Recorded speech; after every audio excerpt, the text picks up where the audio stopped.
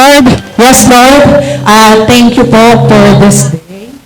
Uh, since sabi dun sa word, di ba?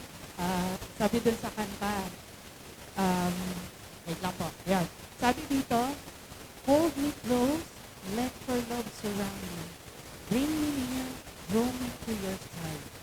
And as I wait, I rise up like an eagle. I will soar with you. Your spirit leads me on in the power of your love.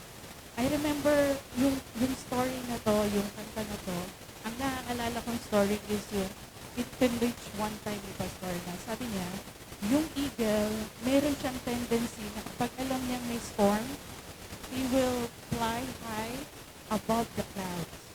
So, ganun yung nakikita ko doon sa kanta na yun na parang sinasabi doon na kahit anong storm yung pinagdadaanan natin sa buhay, maging kamukha tayo ng eagle. That we will soar high with the love of God. Kasama ng pagmamahal ni Lord, kakayanin natin yung bawat problema. Walang imposible sa Diyos na dakila na pinagsisilbihan natin. Am I right? Oh, okay po. Let's pray po.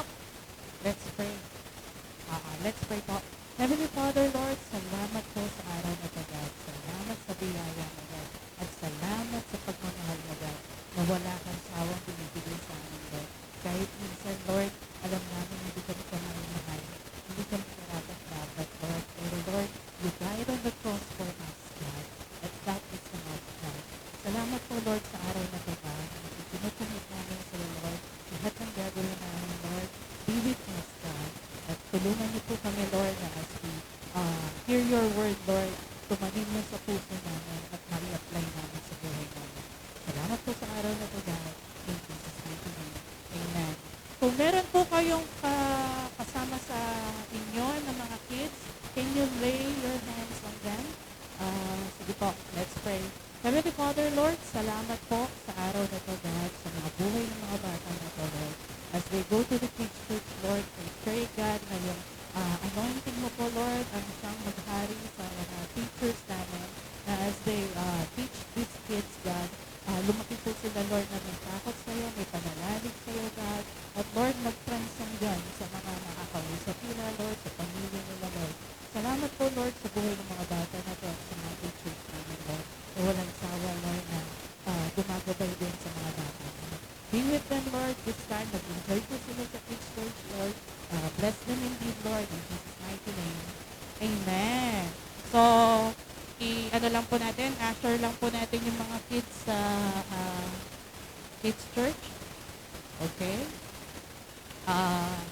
Since, okay na po ba? Sige, tayo po muna natin makalabas sila.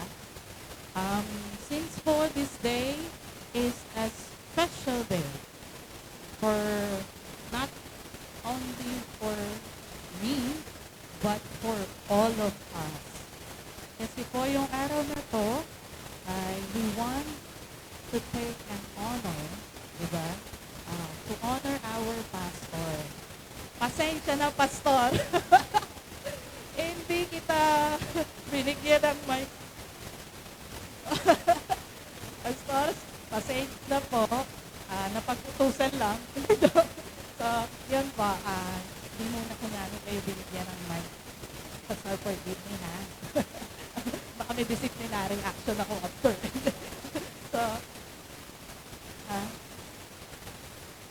hawak ko na yung mic. Pinakuha ko kayo ano. So, yan po. This special day, iba rin yung flow ng ating breakdown. So, this time po, we will start with Thanks of God. Okay po. We will call on Miss Yvonne. Okay. Prepare the word. Salamat po. Good po. Na-bless po ba ang Lord? Pag-aawin ng Lord. Ay naman po, si Lord naman po ang ating Lord. Through our offering.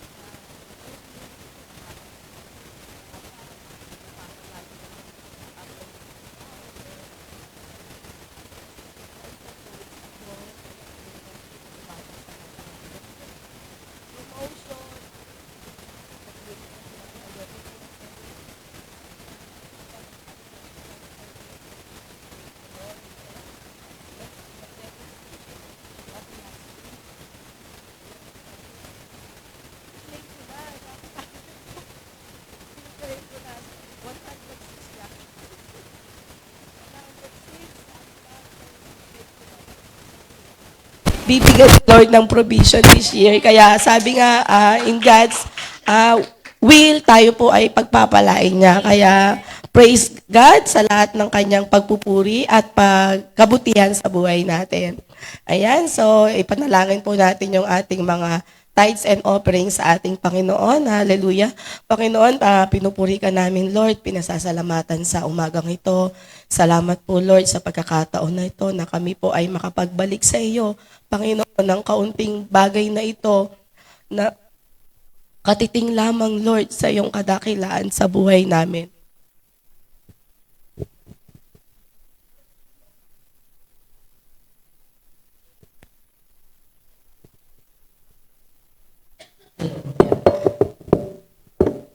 Meron naman. Hello, ayan. Salamat po, Panginoon, na patuloy niyo po kaming binibless, Panginoon. Balik namin sa iyo ang handog namin sa iyo na ito, Panginoon. Dalangin namin, Lord, na paramihin mo ito, Panginoon, at i-bless mo, Panginoon, upang magamit ng iyong iglesia. Tinataas din namin sa iyo, Lord, na ikaw ang patuloy na mag-bless, Panginoon, sa buhay ng bawat isa. Bigyan niyo po kami ng kalakasan at kalusugan, Panginoon. Maging Lord, tinataas namin, Panginoon, na pagpalain mo ang aming mga hanap buhay nang patuloy kaming makapagbalik sa iyo, Panginoon, ang aming mga ikapu, Panginoon, at mga offerings. Lord, i-bless niyo po ang aming church, Panginoon. Palaganapin niyo po ito, Panginoon, at palakasin niyo po ang bawat isang miyembro ng aming simbahan, maging ang aming pastor, Panginoon, sa po ng kanyang mga mahal sa buhay. Tinataas namin sa iyo, Lord, na ikaw ang patuloy na magpalakas sa kanyang Panginoon at magbigay ng desire sa puso niya, Lord, na magpatuloy sa pag-share ng salita mo. Lord, salamat po sa iyo ang walang hanggang kapurihan. In Jesus' name, amen.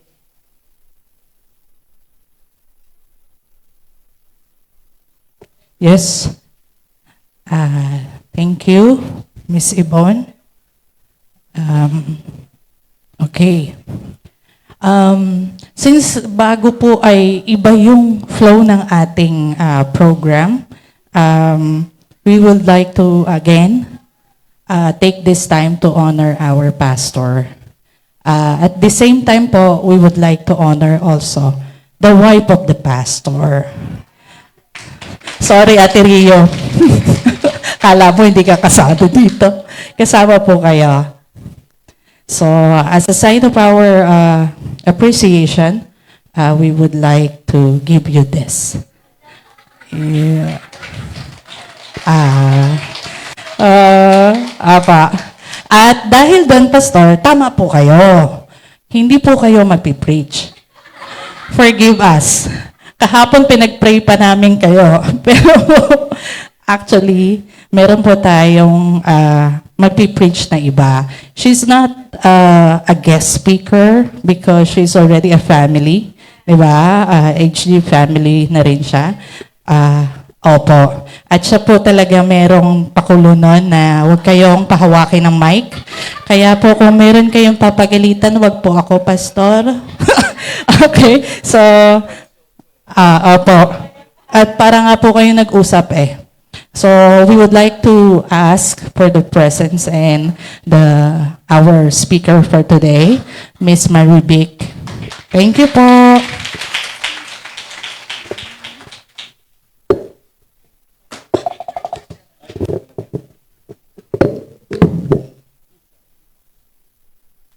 Okay, good morning everyone. Yeah. This Sunday is a special Sunday. Bakit po? Siyempre, it's Pastor Appreciation Sunday. Amen? So, yan po, no, Pastor? I ask permission in your behalf to be speaker and share the word this morning. Okay lang po ba, Pastor? Ayan, no?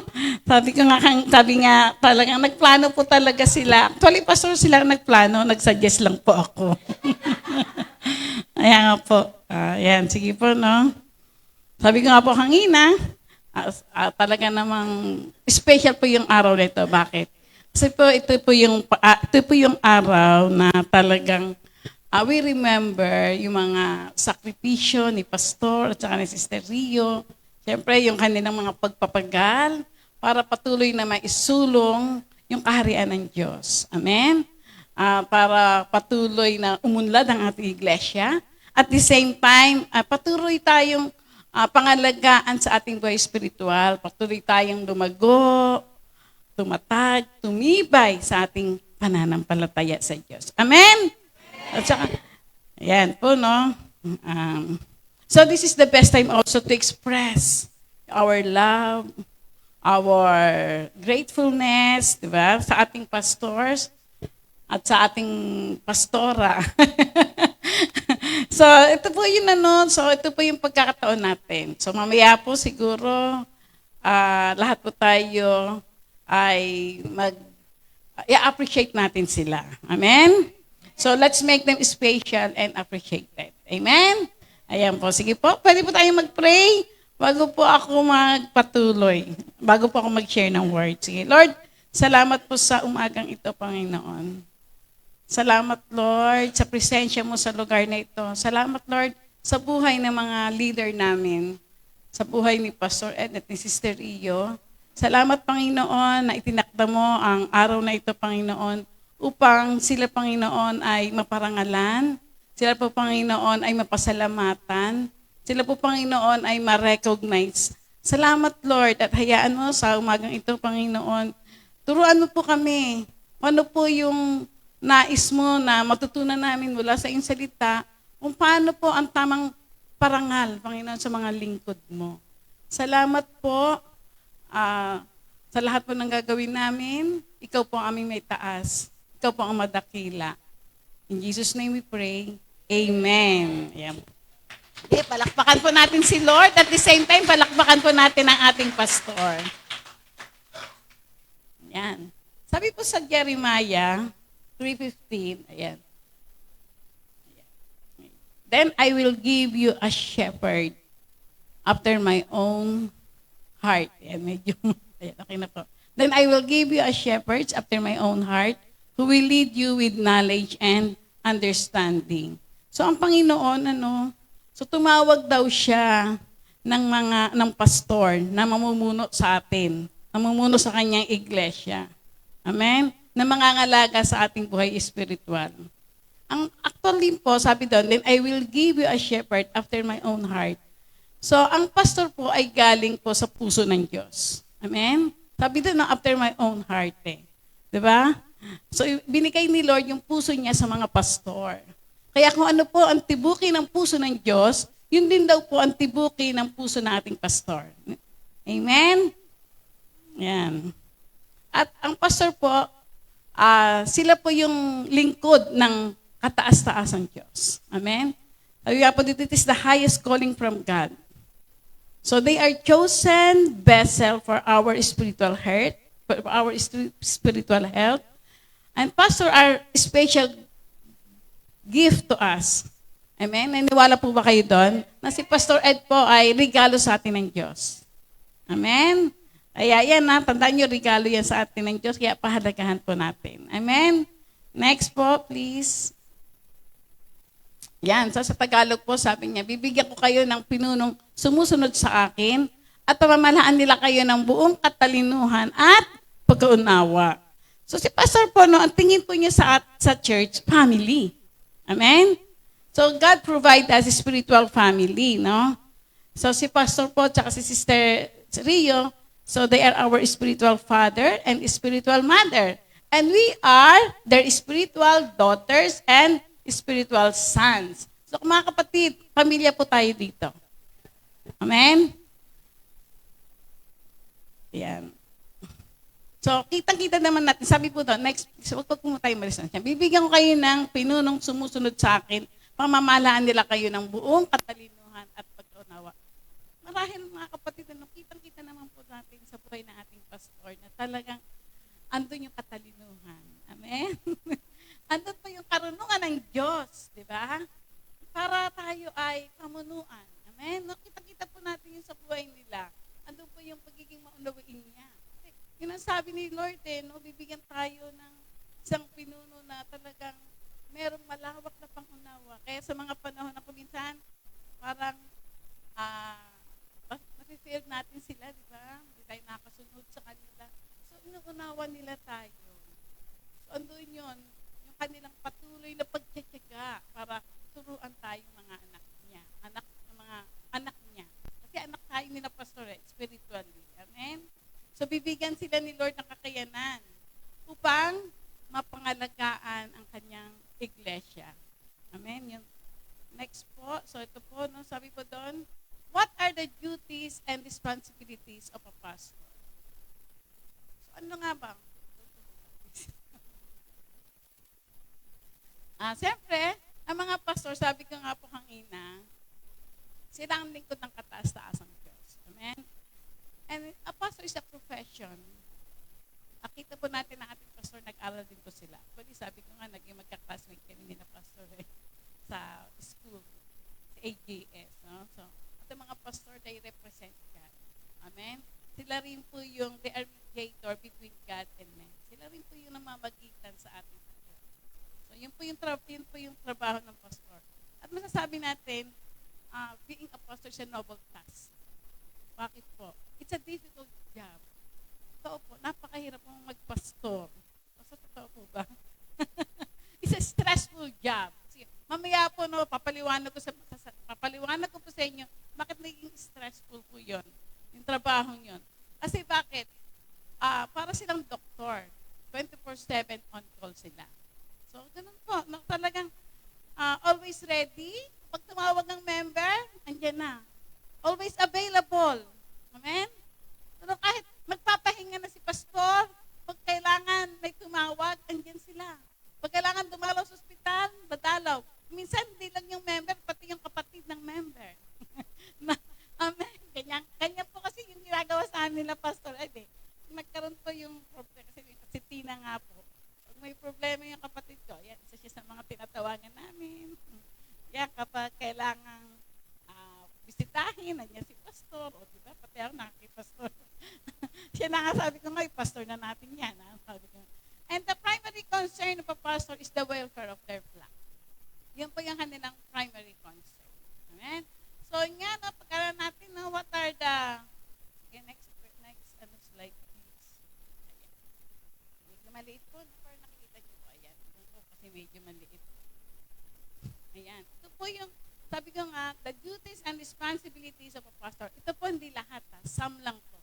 Naglista lang po ako ng mga ginagawa nila pastor. Okay, number 1, preaching and teaching. So the primary job of a pastor is preaching and teaching. Sila po yung nag-share sa atin ng Word of God. Di po ba ang salita ng Diyos minsan pag nagbabasa ka, hindi mo maintindihan, hindi natin maunawaan? Mahiwaga po ang salita ng Diyos. So sila po yung binigyan ni Lord ng kakayanan na maipaliwanag po yun. Amen? So, kinakasihan sila ng banal na Espiritu ng Diyos para maipaliwanag nila yung salita ng Diyos. Okay? Sabi po doon, at alam niyo po ba na napakahirap po gumawa ng sermon? Napakahirap po. Totoo lang. Isang linggo kang puyat. Ang dami-dami mong binabasa. Talaga namang nagpipray ka. Hindi to basta na magpapasa ka ng Bible, tapos okay na yun. Hindi po. Talagang, ask mo po si Lord, ano yung gusto mong i-share. Tapos, ang dami mong mag-isip ka kung ano yung mga illustration. Tapos, pagpipray po mga member para yung salita ng Lord na inyo maririnig ay talaga namang maunawaan nyo at may rema sa puso natin. So, ganun po. No, hindi siya madali. Talagang medyo mahirap. So, tapos nagsabi ko nga po, para daw yung nagluluto ka. Di ba sabi ng Bible, ang tao ay hindi lamang nabubuhay sa tinapay, kundi sa bawat salita na namumutawi sa bibig ng Diyos. Alam niyo po ba yung food na prepare po sa atin ni Pastor every Sunday, spiritual food yan. At yan po talaga ay niluluto ni Pastor sa panalangin, sa pagbababad, sa presensya ng Diyos, sa pagbabasa ng Bible, sa pagbabasa ng mga libro ng mga man of God. So, lahat po yun, no? At talagang 1 week yan na talagang tinitimpla ni Pastor. Okay?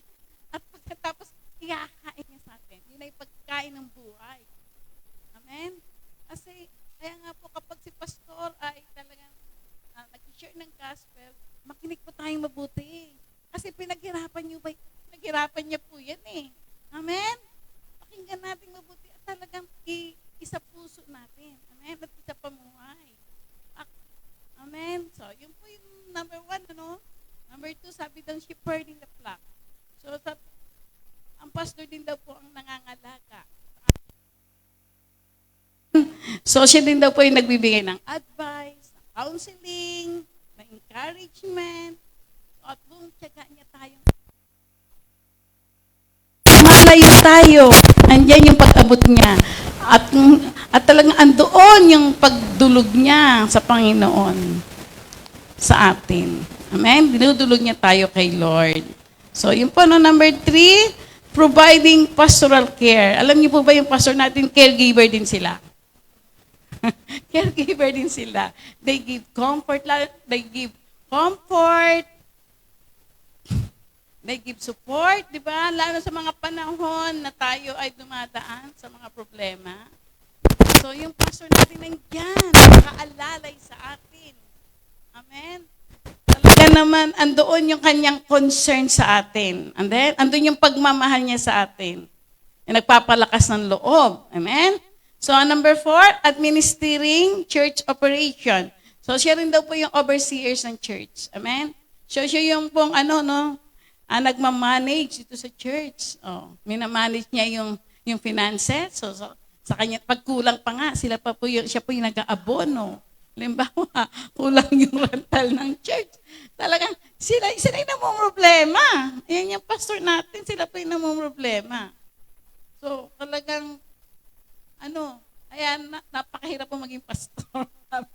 Ano pa po? Next, number 5, engaging in prayer and intercession. Yan. Yan. So, sabi ko nga po, si pastor, nagpupuyat yan para ipanalangin tayo. Para ipanalangin ang ating church. Amen? Siya yung, he prayed regularly. Siyempre, kasama po niya si Sister Rio. Amen. Number 4, sabi niya, overseeing outreach and evangelism. So, yun. So, leading the church in community outreach, sharing po yung nanguna sa paghayo, sharing the gospel, expanding the church mission to reach more people for the Lord. Amen? So, yun po yung mga, madali po ba yung trabaho ni Pastor? Napakahirap, sa totoo lang po. Ano pa po, number 7, discipling and training leaders. Ayan. Ayan, so sabi, nurturing the spirit lives of congregation and training others to take leadership. So, siya rin po yung nagtitrain. Church, no, kapag naman si pastor po ay talagang gusto po tayong i-disciple, i-train, sana naman po umattend po tayo. Amen? Kasi isa po yan sa trabaho ni pastor na talagang ihanda po tayo. Ihanda ang iglesia sa paglilingkod sa Diyos. Amen? Gusto niyo po ba taga-upo na lang tayo? So, siyempre, hindi po tayo tinawag ni Lord na talagang makapakinig ng gospel, iligtas lang niya. Kundi gusto ni Lord na magamit niya po tayong lahat. Amen? Sa paglilingkod sa Diyos, para marami pang taong maabot. Kaya nagkakaroon po tayo ng training, nagkakaroon po ng discipleship. Sana po ay umattend po kayo kapag nagkaroon ng programa na ang ating church. Amen? Sabi po dito, officiating weddings, dedication, and funerals. So sila rin po, no? Ang nag-officiate, halimbawa, ng kasal, ng binyag, okay, ng libing, di ba? Kung minsan po, no? Minsan, libre pa. Kapag binigay mo yan sa pare, pumunta ka ng simbahan, may bayad. Tama? Totoo. Samantala kay pastor, minsan, lagip lang. O minsan, libre pa. Amen? Kaya nga naalala ko po yung isang kwento, no? Kwento ko lang po sandali. Meron daw pong ikinasal. Tapos sabi niya, Pastor, magkano lagip mo? Sabi ng makeup artist. Sa akin, ito lang. Siguro, 3,000 lang. Pastor, ako nga po, ang binayad sa akin, 10,000 eh. Pastor, mag-makeup artist ka na lang kaya. Church, kapag naman tayo ay meron tayong inibitang pastor para mag-officiate ng wedding natin, so bigyan naman natin ng tamang bayad. Tamang, kasi pumunta ka sa pare, ang mahal-mahal kaya, pumunta ka sa simbahan. Amen? Bakit? Kasi alam naman natin na may pangangailangan din nating pastor. Amen? So kumbaga, wag naman natin silang tinitake for granted. Amen? So, bigay din natin yung the best. Amen? Yan, tapos, sabi po next is follow up and visitation. So yun, si pastor siya rin po yung nagpa-follow up. Pag hindi na umatin yung pastor, yung members, sila yung tumatawag. So, minsan si Sister Rio po yun. Isa lang po sila di po ba? Yan, partner po sila. So makikita po natin, yan po ay some lang hindi po lahat yan. So marami pa po yan. Kaya lang hindi ko na po sinulat. So makikita po natin, ang dami pong trabaho ni Pastor. Amen? Napakalaki po ng iniatang responsibilidad sa kanilang balikat ng Diyos. Amen? Kaya nga, ang Diyos, saka in His wisdom, talagang God values pastor. Amen? Mahal ni Lord ang mga pastor. Kaya, mahalin natin siya. And if we honor our pastor, we are honoring God. Amen? Amen. Kaya palakpakan natin ang ating pastor. Baka mga sabihin natin, nako, parang hirap magpastor. Sino ba dito yung di mo magpapastor ka? Sabi, parang hirap maging pastor. Alam mo, pag tinawag ka ng Diyos, hindi ka makakatanggi. Kung tinawag ng Diyos, si pastor, hindi po siya nakatanggi. Amen? At maraming pastor, talaga namang iniiwan ang church, ang ministeryo, kasi nahihirapan sila. Pero yung pastor natin, talaga naman na kahit anong hirap, kahit anong pagod, nagpapatuloy pa rin. Alam niyo bakit? Kasi they serve God. Not because of the position, not because of the fame, because they love God. Amen? Kaya tayo din, mahalin din natin ang ating pastor kasi pag minahal natin sila, parang minahal na natin ng Diyos. Amen? Ayan, pahalagahan po natin sila. Huwag po natin silang i-take for granted. Amen? Yan. Sabi ko nga kanina, alam niyo yung mga pastor natin, mas inuuna nila ang kanilang membro kaysa sa kanilang sarili, kaysa sa kanilang pamilya. Totoo po? Yun po yung totoo. Mas inuuna po nila ang kapakanan nating mga member, ang church. Amen? Sabi ko nga, nung sinasabi ko to sabi ko, nadudurog naman yung puso ko. Ang bigat-bigat naman pala.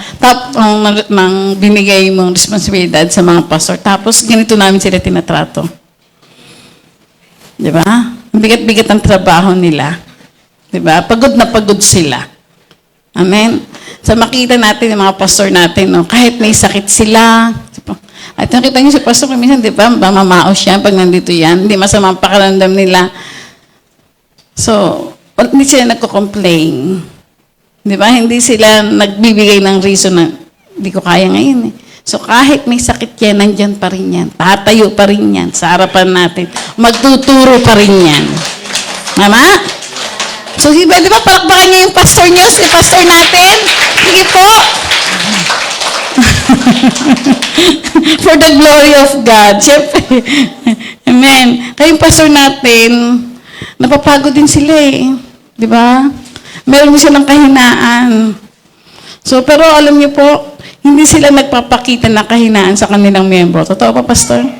Hindi po sila nagpapakita na nanghihina sila. Parang pinapakita nila, sige, malakas pa rin ako.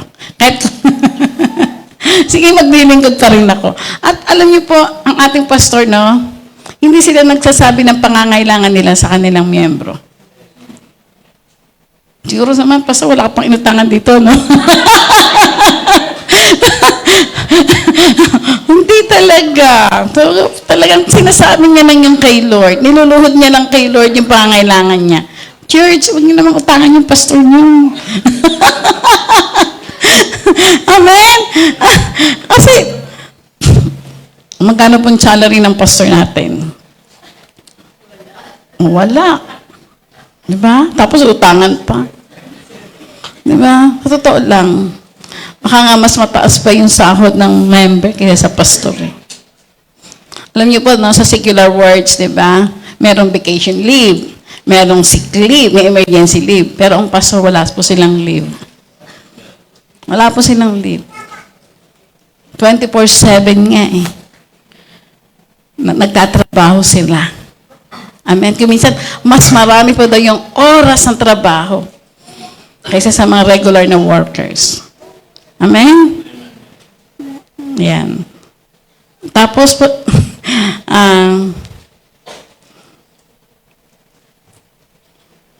so marahil nakikita natin si Pastor dito every Sunday lang, di ba? O kaya every Thursday, Saturday, pag may midweek services.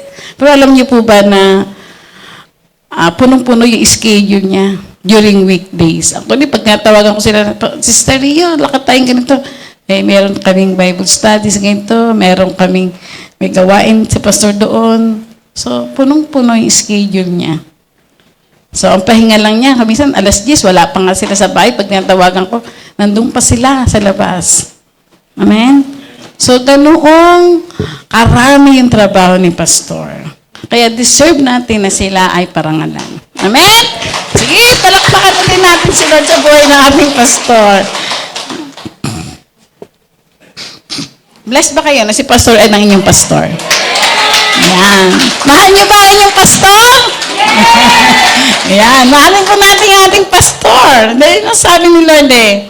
So ngayon pong umagang ito, ayan. I-share ko po sa inyo. Next slide please.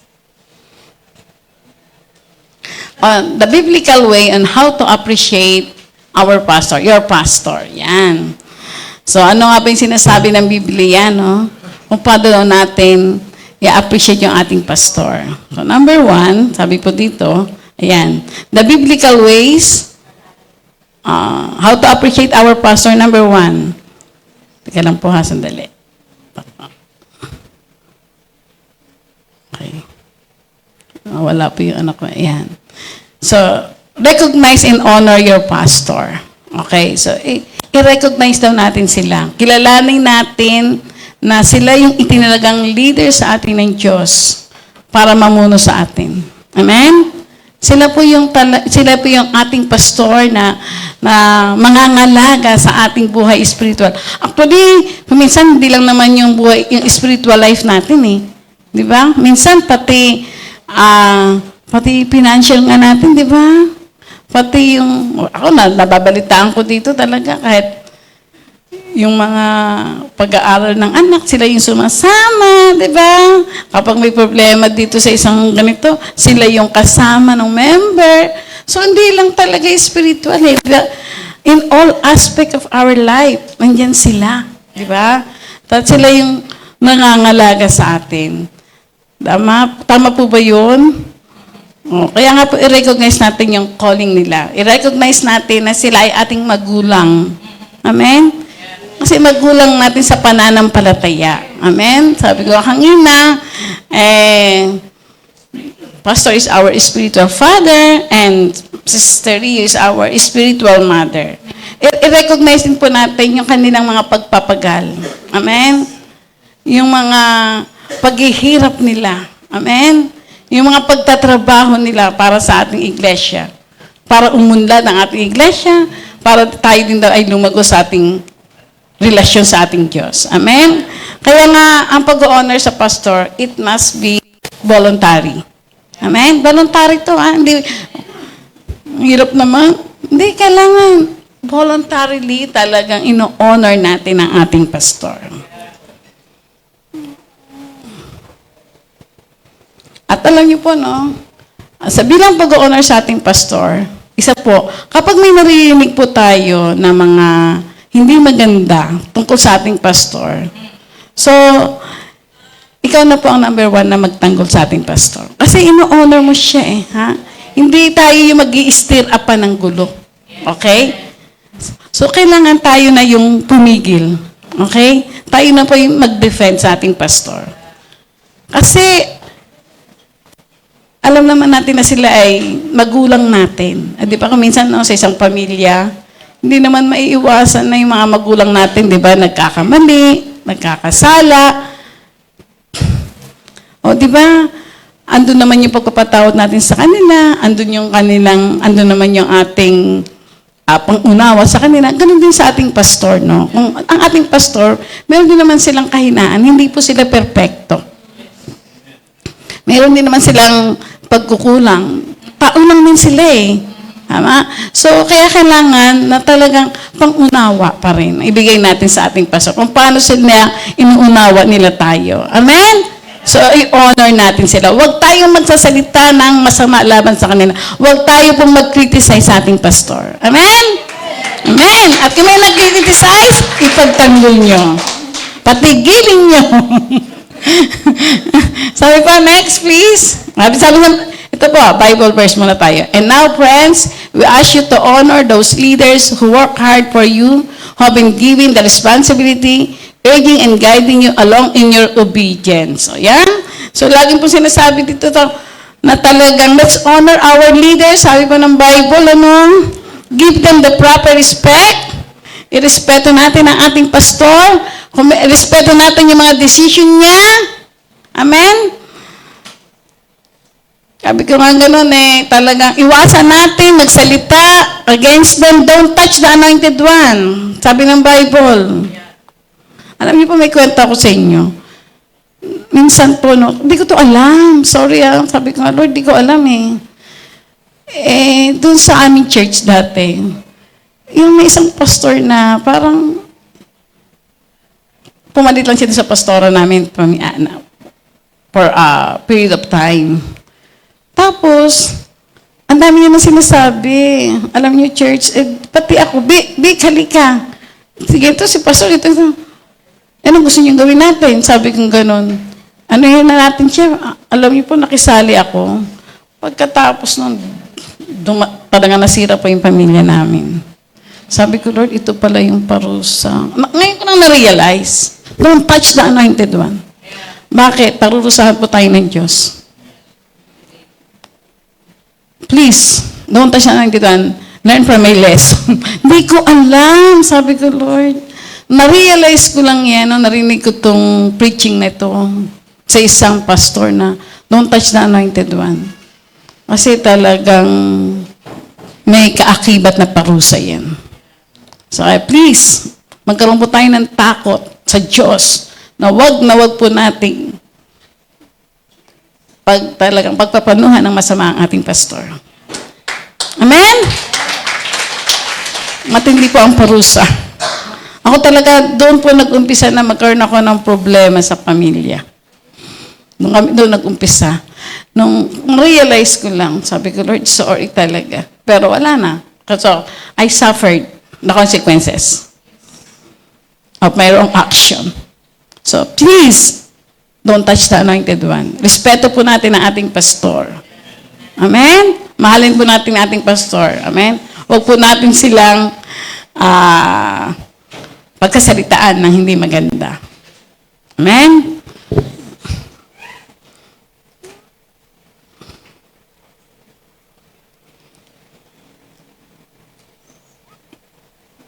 Next po.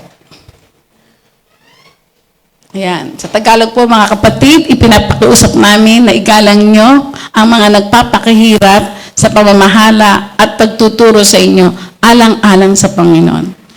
Yan po, no? Yan po sabi ng Bible, na igalang daw natin ang nagpapakahirap. So, sino po ba yung nagpapakahirap? Siyempre, ang ating pastor, di ba? Siya po yung namamahala sa ating church. Siya po yung nagtuturo, di ba, sa atin. So, ano daw yung ating dapat na bayad? Respeto. Respeto. Igalang natin. Amen?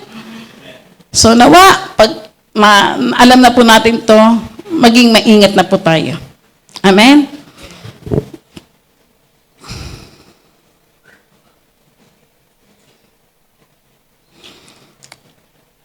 At halimbawa lang, na kung magkamali ang ating pastor. O halimbawa lang, siyempre may mga decision din na, halimbawa lang, kasi si pastor kung minsan nakita ko sa kanya, hindi lang siya kumikibo. Na sabi niya ganun, sige, parang, minsan parang, nakikita ko po kasi dito, no, yung mga member, o kaya, kung ano po yung suggestion ng member, so, yun lang. Tapos, meron makakalungkot, dahil si pastor talaga minsan, dahil umuo lang siya, parang hindi siya kumukontra, Minsan pag may pangit na resulta, nasisisi pa ang pastor. Humingi lang naman ng advice. Sinabi niya, minsan naman, di ba, humingi ng advice. Sinabi niya kung anong katotohanan tungkol sa Diyos. Dapat ganito ang gawin mo. Tapos, pangit ang resulta. Sino ang sisi? Bagsak ng sisi. Sa mga pastor. So, wag po natin gawin yun. Kasi, pastor, pag humingi kayo ng advice sa kanila, i-advise lang nila kung ano ang sinasabi ng salita ng Diyos. So, yun lang po ang i-advise nila. Kasi, they are not man-pleaser. They are God-pleaser. Amen? So, kaya, kung di nyo po nagugustuhan, siyempre, kung minsan taliwas sa kalooban nyo yung advice, please, wala po tayong karapatang humataw sa ating pastor. Amen? So, kasi makikita naman natin yan sa yung resulta ng mga naging decision natin. Amen? So, yun, no? Tapos, ang mga pastor po natin, they are not looking rewards on earth. Hindi po sila. Actually, ang rewards na inaasahan nila sa langit. Tama po ba, pastor? Ayan po. Next po, please. Sabi dito, ang matatandang pinuno ng iglesia na mahusay mamahala ay karapat-dapat tumanggap ng paggalang at kabayaran, lalo na ang masigasig sa pangangaral at pagtuturo ng salita ng Diyos. Amen? So, yung ating, ano na po yan? So, yun daw yung matatandang pinuno dito, hindi na, yun na yung ating pastor. Hindi pugit na matatandang pinuno, matanda na si pastor. Hindi naman matanda yung pastor natin. Nung bata pa pa yung pastor natin. Ang ibig sabihin niyan, matanda na sa pananampalataya. Amen? Kaya siya yung primary leaders ng ating church. Amen? So yun po yung tinutukoy dito. Amen? So karapat-dapat daw silang tumanggap ng paggalang at kabayaran. Amen? Ayan. Bakit po?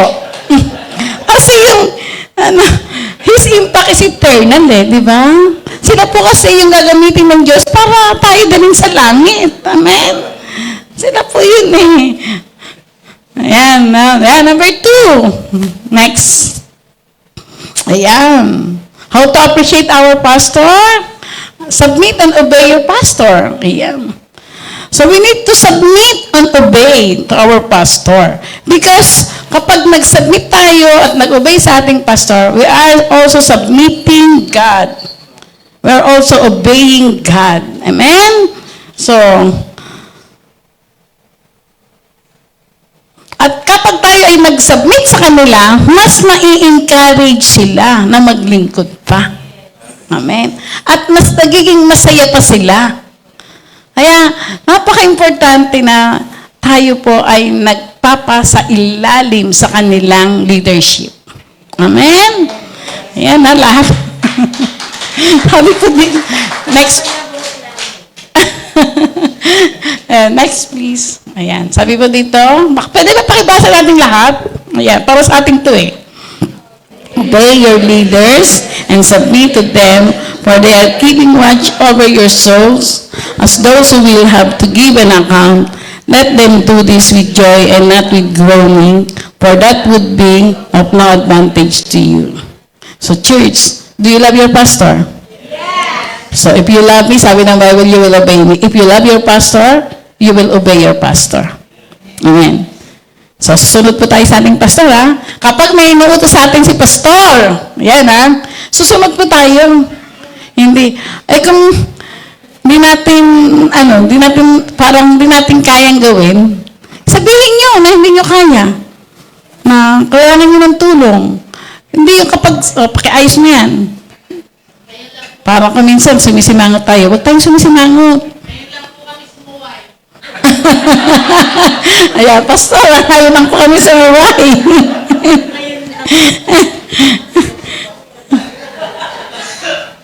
Alam niyo po kung bakit? Sabi ko kanina, they are our spiritual parent. Bakit kailangan natin silang sundin?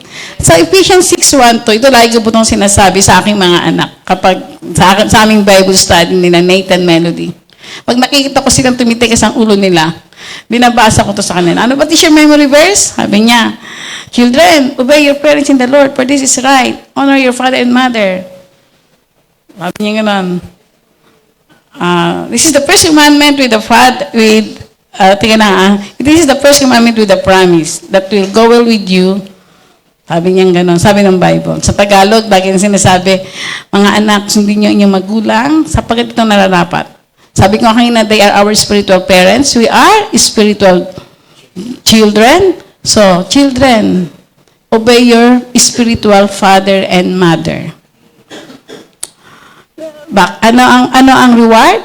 So that it may go well with you and you will enjoy long life on this earth. Gusto niyo po na masaganang buhay? Yes. Amen? Gusto niyo po na pagpalang buhay? Yes. Amen? Gusto niyo po maraming blessing? Yes. O, obey your spiritual mother and father. Amen?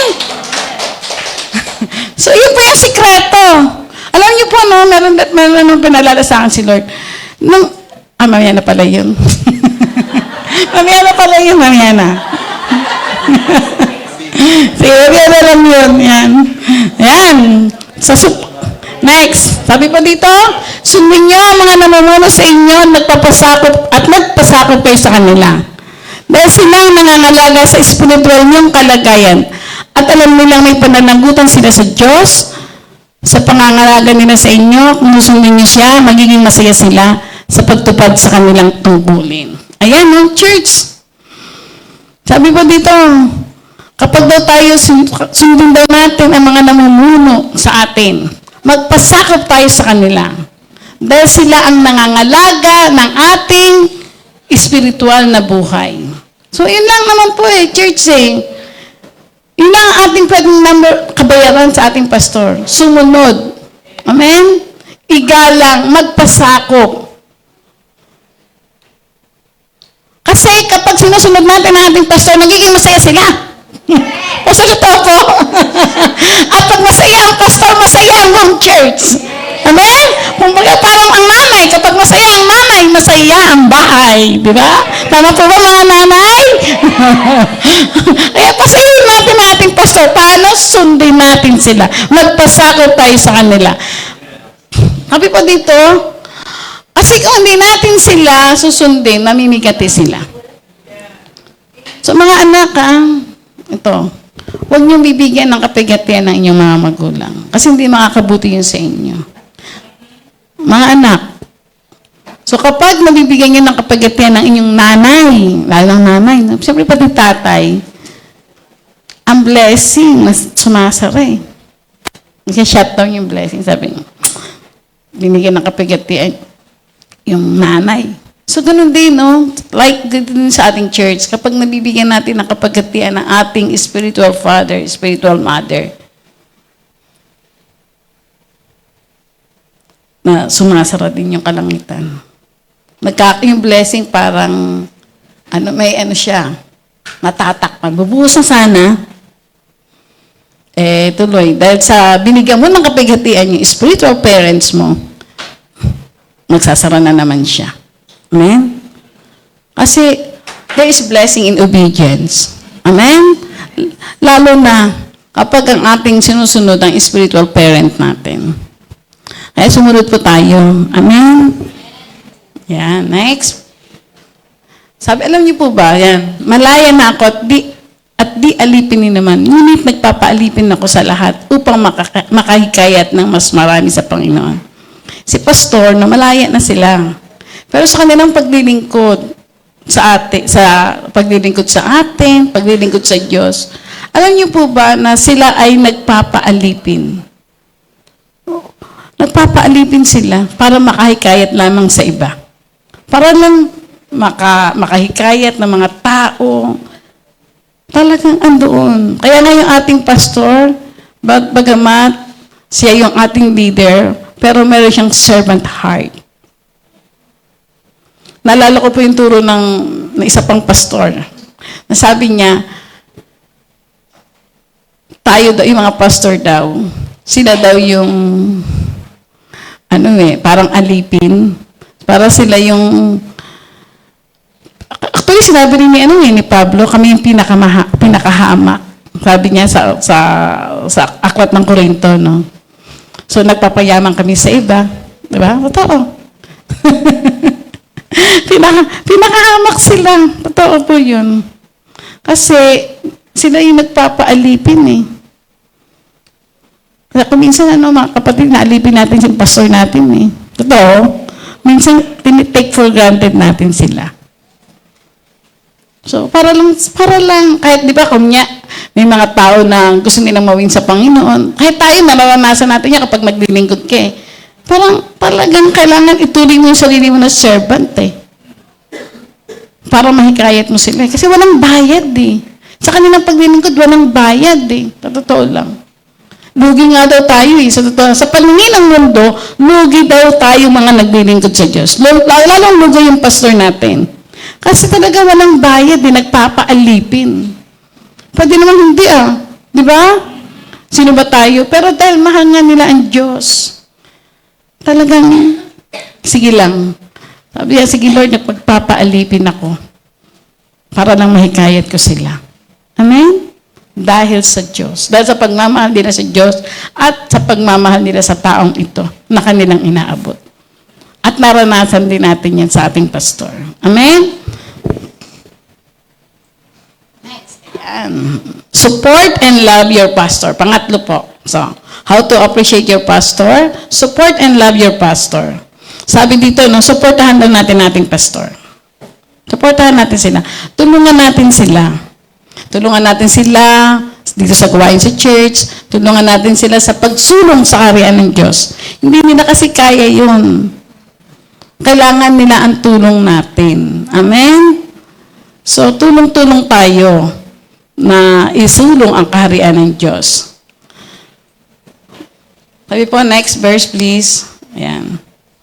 Ayan, sa Galatians 6:6, sabi doon, the one who is taught the word of God is to share all good things with his teacher, contributing to his spiritual and material support. Sa Tagalog po, mas maganda. Pakibasa po lahat.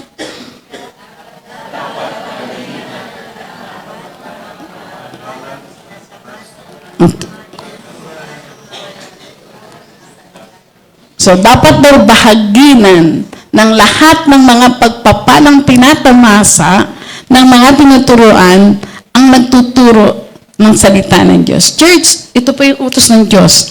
Dapat daw na i-share natin yung mga blessing na natatanggap natin mula sa Diyos sa ating pastor. Amen? So, inuutos natin ito ng Diyos. Bakit? Kung titingnan po natin ng unang panahon, talagang ang inutos, 'di ba, may 12 tribes po ang Israelites, 'di ba? So yung isang tribe doon, ang Levi, ang mga Levites, hindi sila binigyan ng Lord ng bahagi sa lupain. Kasi yung 11 tribes, sila ang magtutusto sa pangangailangan ng mga Levites. Ang ating pastor, they are the modern Levites. Amen? Kaya tayo, at sila po talaga, give up nila yung trabaho nila. Amen? Kasi kung magtatrabaho pa sila, hindi nila magagampanan yung napakaraming trabaho na ibinigay sa kanila ng Diyos. And dami-dami nun eh. So, kaya ang dapat tayo na mga tinuturuan niya, sabi doon yun, dapat yung mga tinuturuan ni pastor, yan dapat bahagi na ng lahat ng pagpapalang tinatamasa. Kaya tayo, let's share our blessing to our pastor. At pagpapalain niya tayo. Ayan, ito na yung kwento ko. Sabi ko, alam niyo po, nung araw, bagong born again lang ako.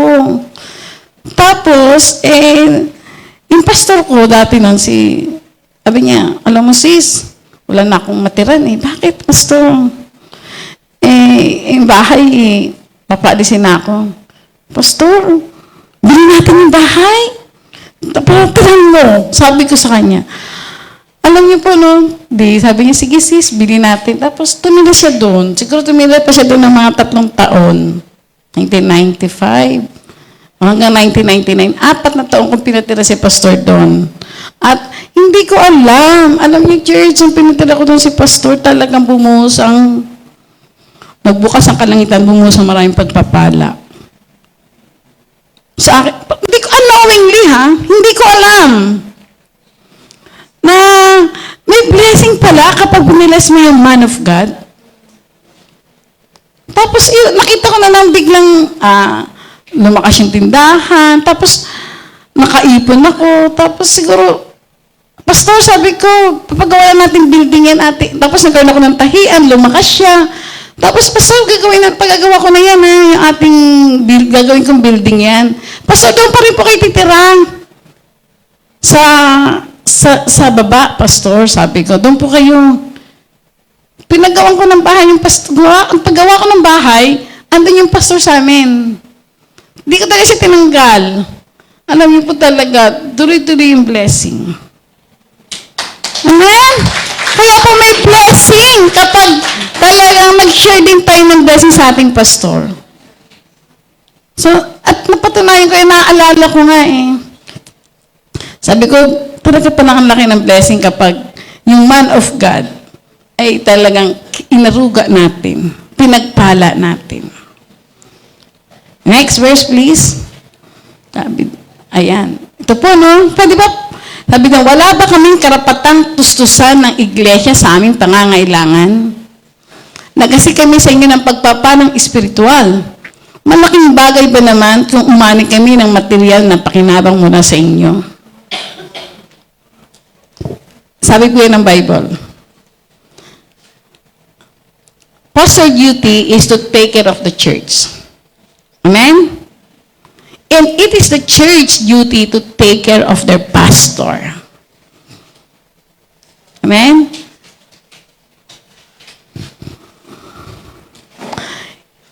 Hindi pwedeng one way lang. Hindi pwedeng sina pastor lang ang magbigay ng magbigay. Tuturuan tayo,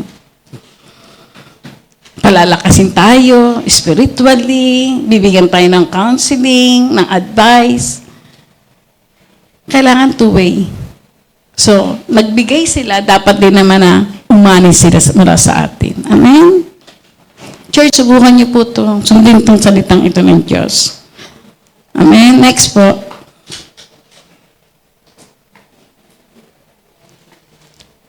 Sabi po doon, hindi ba niyo alam na ang naglilingkod sa templo ay tumatanggap ng pagkain mula sa templo?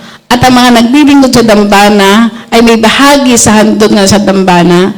Sa ganyan din paraan, ipinag-uutos ng Panginoon ang mga nangangaral ng magandang balita ay dapat matustusan ang ikabubuhay sa pamagitan ng magandang balita. So church, may pangangailangan pong pinansyal ang ating pastor. Meron nag-rent sila ng bahay, may mga bills sila na kailangan bayaran, may mga maintenance. Ayan. So, may maintenance na si pastor. Wala pa, pastor? Praise God. May maintenance na ng sasakyan, di ba? So, kailangan din nila. Matulungan natin sila financially. Kaya kung minsan, abot-abotan natin si pastor. Kasi may balik yan May balik po yan sa atin. Ibabalik yan sa atin ng Diyos. Amen? Yan. Next verse po. And hold them in the highest regard in love. Because of their work, live in peace with each other. So, mahalin daw po natin ang ating pastor. Amen? Mahalin po natin sila. At mahalin natin sila not only in words, but in action. Madali lang sabihin na mahal natin ang ating pastor pero patunayan mo yan sa gawa. Amen? So, let them feel na talagang love natin sila. Amen? So, paramdam natin sa kanila yun, na mahal natin sila. At alam niyo po ba, walang nagmamahal na hindi nagbibigay. So, dahil mahal natin sila, may bibigay tayo sa kanila. Hindi ko naman sinasabing finances lang, Siyempre, mahalin natin sila, pwede natin silang encourage, yung presence mo. Yan. Alam niyo po ba, sa totoo lang, pasayahin natin ating pastor kapag tayo ay talagang uma-attend lagi ng church. Masaya-masaya si pastor. Isa yan sa nagpapasaya sa kanya, pero pag tayo ay absent, malungkot si pastor. Tama po ba, pastor? O yan. Kaya dapat lagi tayong present. Amen? At halimbawa, meron namang gawain, di ba? Na tinawag si Pastor Ode. Kaya meron tayong fellowship. Umatin naman kayo. Kasi nagpapasaya sa inyong pastor. Pag di kayo umaatin, malungkot ang inyong pastor. Amen? Kasi nag-e-effort sila eh. Tapos tayo, wala. Di ba? Kasi, alam niyo po ba, sabi ko nga, di ba, ang isa sa mga purpose, kaya binigyan tayo ng pastor, para ihanda tayo sa paglilingkod. Para lumago tayo sa ating pananampalataya. Tama? Para ma-develop yung gift natin. Kaya kung si pastor, halimbawa, may mga programa siya ng discipleship, ng training, sa leadership, umatin po tayo. Amen? So, kasi hindi po kayo basta pwedeng tumayo dito na walang training, na walang discipleship. Ako po kayo siguro makatayo ko dito. Kasi may isang pastor na talaga naman na nag-disciple sa akin, nag-train, na talagang lagi akong umaattend. Lagi ako nandun sa gawain ng Diyos. Sabi ko nga, di ba sa inyo, kapag may gawain ng Diyos, kahit may intindahan ko dyan, iwanan ko talaga yan. Kasi, we must pay the price. Amen? Kasi, paano kayo matututo? Paano tayo ma-develop yung gift natin? Alam niyo, kung hindi natin yan, hindi natin bibigyan ng panahon para ma-develop yan. Amen? Kaya alam ko, lahat po tayo, sabi sa ng Bible, binigyan niya tayo ng mga gifts at saka talents. Ang kailangan lang, ma-develop yun. At napaka-importante yung discipleship and training. At ang pwedeng gumawa nun ay ang ating pastor. Ngayon, gustong-gusto man ni pastor, kung hindi naman tayo a-attend, kung absent naman tayo, hindi niya magagawa. Amen? Kaya umattend po tayo. Amen? Suportahan po natin yung pastor natin. Amen? Next po. Alam niyo, paano sila magiging masaya? Magiging masaya sila kapag yung mga salita ng Diyos na tinuturo nila sa atin ay ating sinusunod at ipinapamuhay. Pag nakikita po nila na nababago yung puso natin, nababago yung buhay natin, masaya po ang ating pastor. Amen? Ayan. Palakpakan ulit natin ang ating pastor.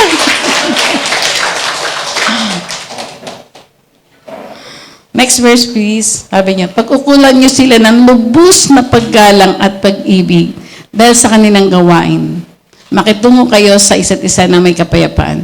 Church, inuutos ulit ni Lord, pag-ukulan daw natin sila ng lubos na paggalang, lubos na pagmamahal.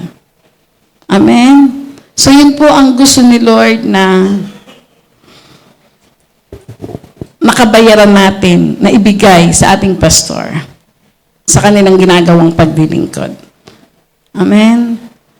Kaya sa umaga, next verse, ayan, pastor, sabi, thank you for having the heart of a servant leader. Hindi ko pa mabasa eh. Ayan, sabi po dito, for teaching us and loving us as we grow in relationship with Jesus, our Lord and Savior. So ngayong umaga pong ito, no, let's appreciate our pastor. So, kumbaga, ito yung panahon na talagang pasalamatan natin siya, recognize natin siya, i-honor natin ang ating pastor. Amen? So, pastor, pwede po ba kayo dito sa harap, dalawa kayo ni Sister Rio? Pwede po ba lapitan lang natin siya? Tapos, sige, lang tayo, magbigay lang tayo sa kanya ng word of affirmation. So, thank you lang tayo sa kanila. Oo, sis, kasama ka. Yan, sige po. Pwede po ba tayo? Pwede naman yung, pwede kayong mag-abot. Ano yung, yung gusto niyo iabot sa kanya, di ba? Yan, sige po. Lapit po kayo. Sige po. Kung wala po kayo abot, pwede po kayo lumapit para magbigay lang ng thank you. Magsabi ng thank you, Pastor. Affirm lang po natin sila. that's overwhelmed with appreciation and love. Sa Panginoon,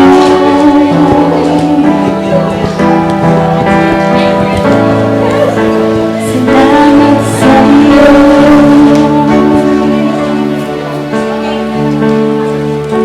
Salamat sa iyo. Inintay mo ang buhay ko sa Panginoon.